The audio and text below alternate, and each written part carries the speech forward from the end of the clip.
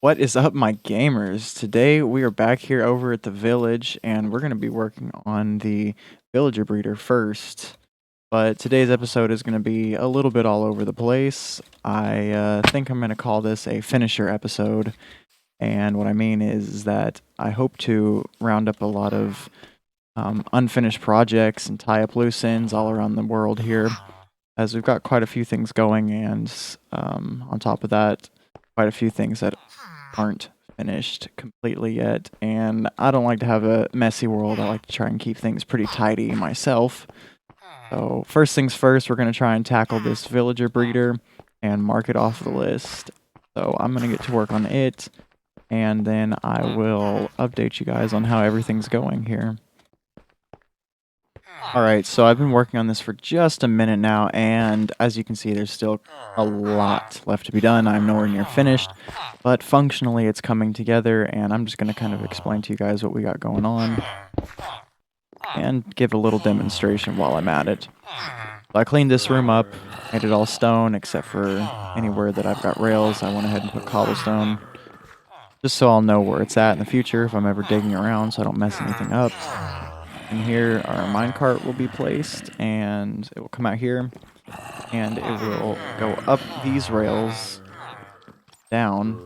But before it does that, it will pick up a villager through the blocks here, and this block, this block, this block, all blocks that the minecart will pass through, or the villager will pass through, are all half slabs, and that's important because we don't want our villager to take any sort of suffocation damage.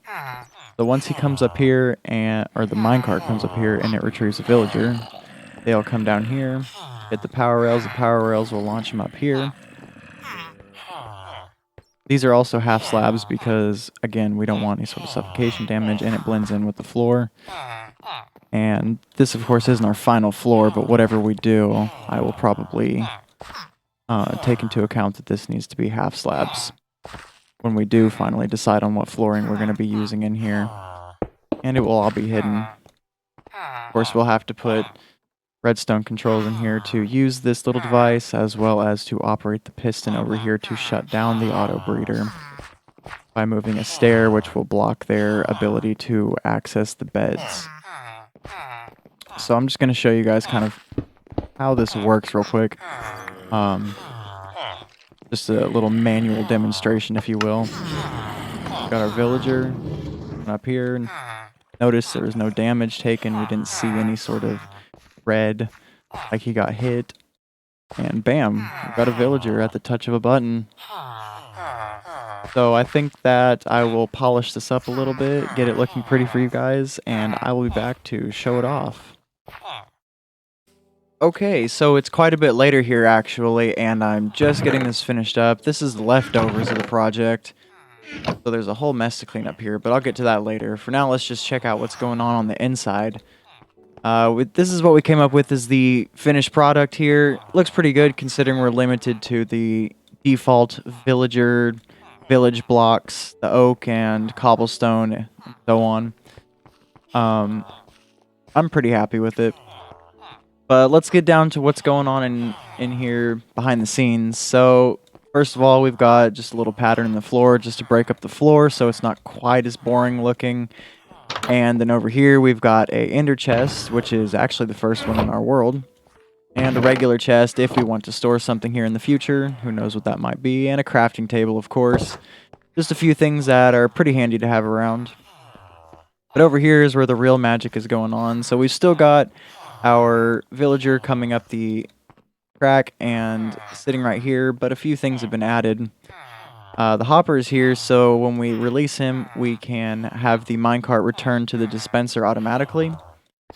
Super nice, because it makes it automatic, and the more things you can automate in a Minecraft world, the more your efficiency goes up, and that really helps you get things done, especially when you get later in the game and take on bigger projects. But over here, we've got our stair control to shut the farm off. Same as before.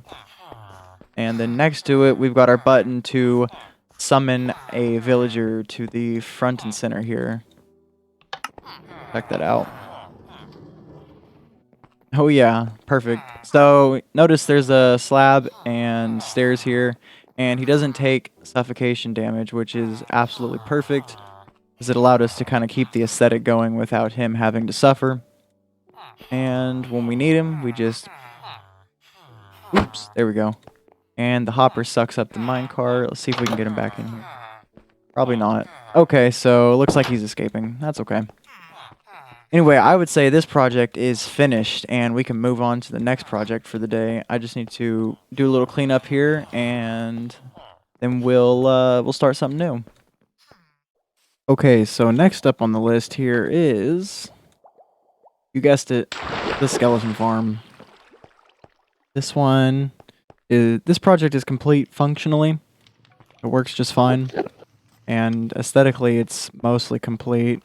The only part that's left is down here, where we've yet to dress it up and make it look nice. So I've gathered a few materials from around the base, and I'm going to get started on decorating this down here. I've got the idea of kind of making it look like part of the new nether. Hopefully that looks pretty good with the block palette that we've got going on here. I'll probably have to farm up some more materials, but this is just what I had, and we'll just see how far this gets us. And I'm going to get to work on it. It's a little bit later here, and I'm still working on finishing up this bottom area of the skeleton spawner here, and I just wanted to show a little trick that I've picked up on. It's not exactly game-breaking, but I found it to be pretty handy. So I'm having to deal with a bunch of redstone and stuff right here at the surface. And since this is a direction-oriented block, I can't just place it like this on the side. Otherwise, the texture doesn't align properly, right? Well, if I put blocks down here, then it blocks my access to this, and I'd have to go back and mine them out. But I found something I can do is just put torches there, and it wouldn't interfere with anything going on down there. So it's basically just saving a little bit of time and work. And if water flowed through there, of course, it would break the torches, and you wouldn't have to do any extra work to get your blocks back, so it would work great with water streams. Okay, I've been making a little bit of progress on this skeleton farm here, and I'm not done yet. In fact, I still have quite a bit more to go, but I thought I'd just show off this bottom area.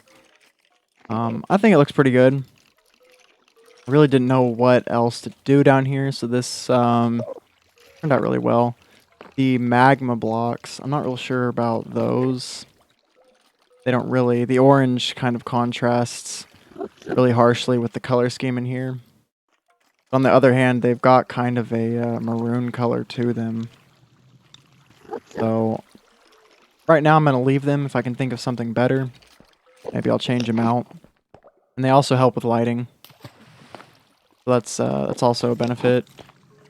So there are a lot of places around here that I covered up with carpet, gray.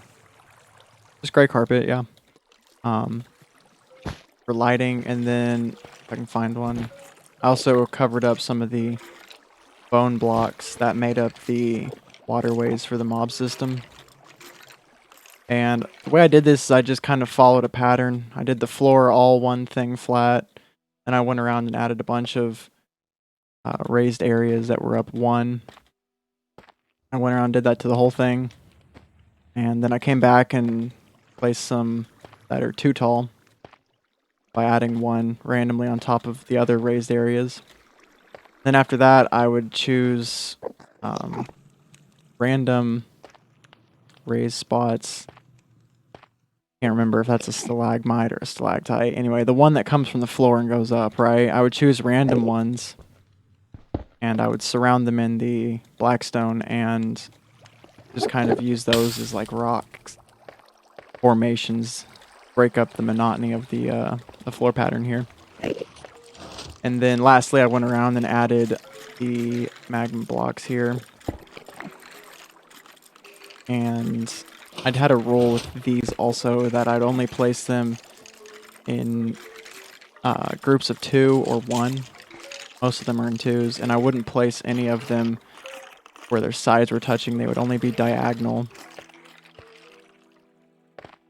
And that worked out pretty well for making things spread out pretty evenly. But I also went ahead and finished this, which was long overdue. I used some of the iron that we acquired from digging all this out. Now the hopper chain is empty, so when I'm killing mobs, the loot can actually finally go into the collection area that is back here. Oops. Wrong one. There we go. Before this one was set up, and this just is the side that's set up to grind them, so they'll be killed automatically, and this is the one that we have set up to where we can get XP, but then the loot is also kept. And I use this side quite a bit more, so it makes sense that this side is also hooked up to collect loot.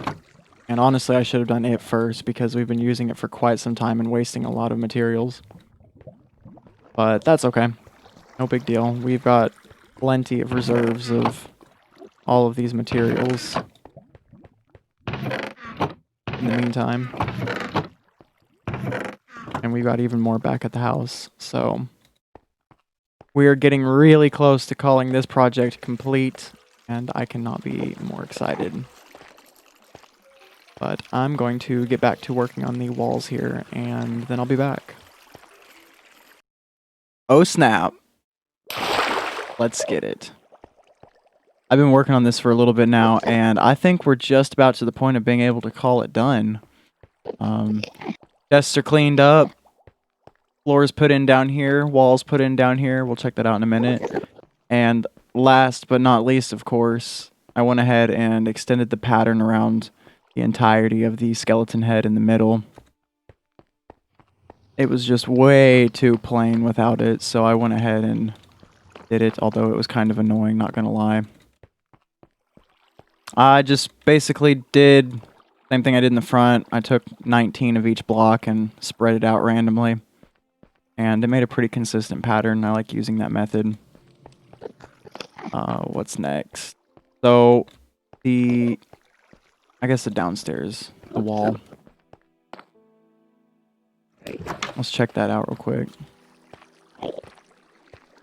So I like the wall being really plain and flat like this. It really makes the center pop out quite a bit more. Gives your eyes something to focus on. And then I just did one of the... I really don't know what that block's called, actually. Figure it out. Chiseled nether bricks. Okay. And I just did a chiseled nether brick in each of the sides, just as a subtle detail. And I'm really happy with how this looks from above. Not that you see it very often, really, but if you're looking down here, I think this looks pretty cool. Or at the very least, it's finished, which is a whole lot more than what it was before, so I'll take that as a dub. But I'm really happy with how this turned out. And, oh, almost forgot. I got our minecart Enderman in position here. I didn't know what to do with them. I captured them for fun while I was working on this project, just because I had found some minecarts in a mine shaft. I didn't want to get rid of them because they'd been with us forever, so I thought that they would look pretty cool right here. So they get to stick around with us forever and ever, or until something glitches and they disappear. But I think that's about it for this project. There's one last thing that I want to do here, just before we end the episode, because it's getting a little bit long. Since we have our villager breeder up and running, we technically have a villager farm. Messed up as that sounds. So we can do this now. Oop. And we can mark that off the list of things that need to be, that need farms. Super cool. There was one more, and I can't remember which one it was. I think it was skeletons or bones or something. But I guess it disappeared somehow. Maybe when I did a world backup, perhaps? Not entirely sure. But That's okay. We'll get around to it. Right now, though, good to mark something off the list. But I think that's probably going to be just about it for this episode. All right, guys, I think we'll wrap it up here. This has been a really good episode. A lot of good progress. A lot of things got finished. And if you want to follow along on this adventure, feel free to subscribe, like, and comment are also greatly appreciated. And take care. I will see you in the next one.